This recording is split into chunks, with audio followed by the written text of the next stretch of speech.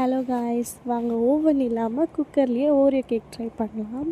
இது அவ்வளோ டேஸ்ட்டாக வந்துச்சு ஃப்ரெண்ட்ஸ்.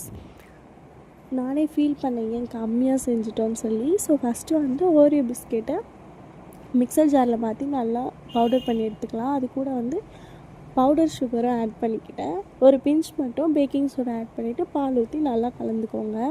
கலந்துட்டு இது கூட வந்து பாதாமும் முந்திரியும் குட்டி குட்டியாக ஆட் பண்ணி அதையும் கலந்துக்கிட்டேன்.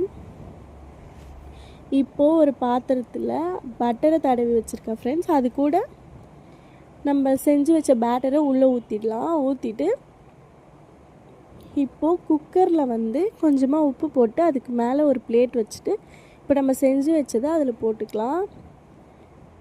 இப்போது குக்கரை மூடிட்டு ஒரு 30 மினிட்ஸ் மட்டும் சிம்லேயே வச்சு வேக வச்சு எடுத்துக்கோங்க. கரெக்டாக 30 மினிட்ஸ். அவ்வளோதான் கைஸ். எடுத்தோடனே அவ்வளோ சாஃப்டாக ஸ்பாஞ்ச் மாதிரி கேக் ரெடி.